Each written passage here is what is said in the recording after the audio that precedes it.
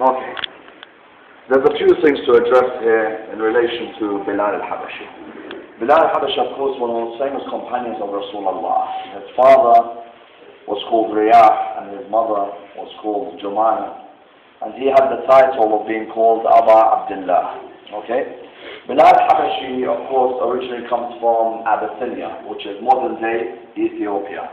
And he was a slave of the famous leader of Quraysh, Safwan ibn Umayyah. Okay? Safwan ibn Umayyah had him as a slave, and actually revered him as his best slave.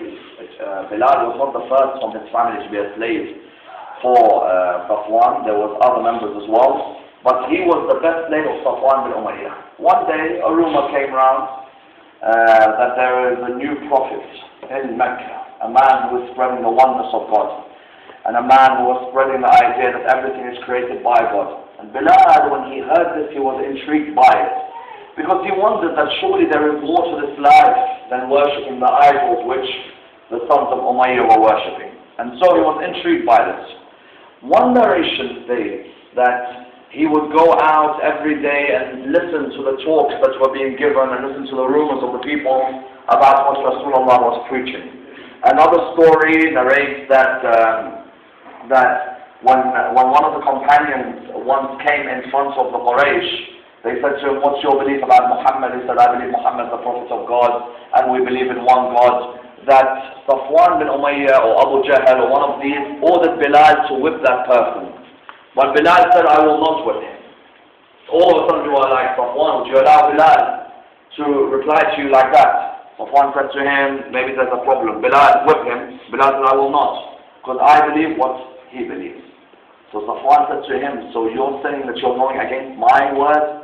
I am the man who bought you as a slave. I've given you a family, property. I look after you. I serve you. I give you food. And now you're going against my gods? Okay, Bilal." He said, I'm sure you're going to change your mind, but I'm going to punish you anyway."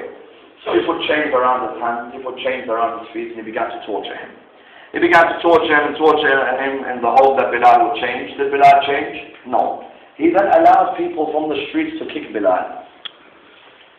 They would leave Bilal on the ground, and he would tell the children all to come and kick, and they would all come and kick Bilal, and even there were certain adults. To the extent that Amr ibn al-As even once came and said, "Surely you are torturing him too much." Imagine, Amr ibn al-As said, "You are torturing Bilal too much." Imagine how much torture Bilal was receiving. Until Safwan bin Umayyah thought the best way to make this person leave the God of Muhammad and come back to our gods is to put a big hot rock on his body. So he laid him on the sand, on the desert, and when he laid him there, on the desert, they brought a big black rock. And what did they do with this rock?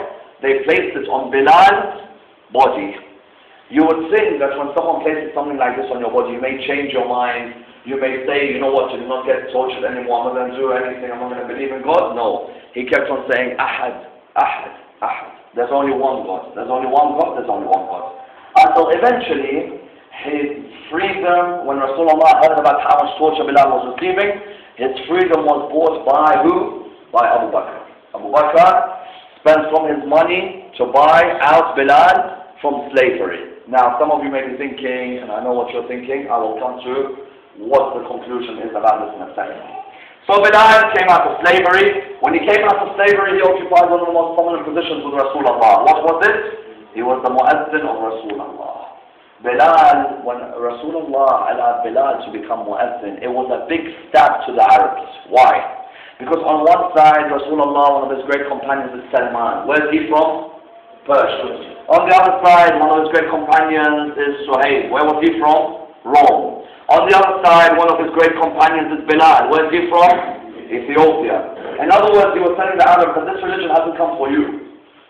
I've got a Roman, and a Persian, and an Ethiopian, and they are three of my best companions. And so he said, "Bilal, don't recite Adhan," because Bilal has a beautiful voice. But there was one problem with Bilal's pronunciation. Yeah. Bilal would not say, "Ashhadu an la ilaha illallah." He would say, "Ashhadu." His sheen, okay, was a seen. Okay? So imagine he comes and says, "Ashhadu an la ilaha illallah."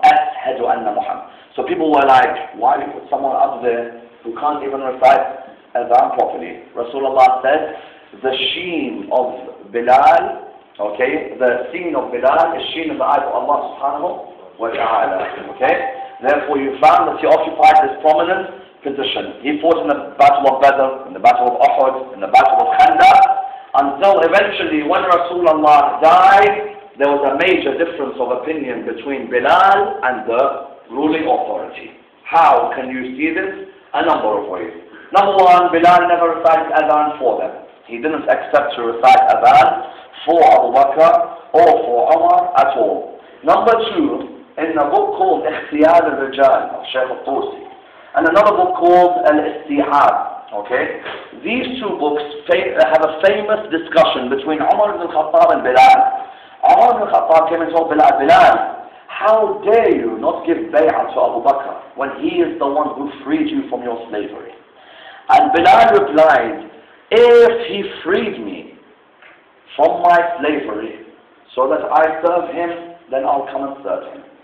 But if he freed me from my slavery so that I serve him ahead of the man who's chosen on the day of Qadir, this I will not do. I don't mind being his slave. He's the one who's bought me. I'll work one of the slaves. But I will never give bay'ah to him. Never. And so because of this, they exiled him to where? Syria, Damascus. The only time a hadith tells us he returned was when he saw a dream. He saw Rasulullah in his dream telling him, Bilal, you have left Medina and you have left my daughter Fatima alone. Fatima at that time had just been hit by the opposition. Bilal returned and he recited the famous adhan. Ashhadu an la ilaha illallah, ashhadu anna Muhammadan. As soon as she heard ashhadu anna Muhammadan Rasulullah, they say she felt unconscious. Because she yearned to hear Bilal's voice again. Okay? Therefore you found that Bilal opposed the ruling authority. And this was a very famous incident. And remember, Bilal, Salman, Abu Dhar, all of these, they all opposed the ruling authority. He settled here till about the 18th year of Hijrah, okay, until there was a plague in Syria at that time, and he had died because of that. So that was the history of Bilal. So if we all recite Surah Al-Fatiha here, Imam Salih has a hadith where he says, God bless Bilal, he loved us, the Ahl al-Bayt, and he loved Allah. Okay?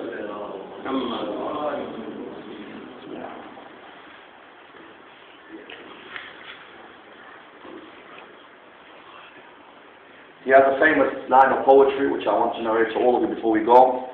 He said, I swear to God that if they make hyenas come onto my limbs, I will never give bay'ah to that man.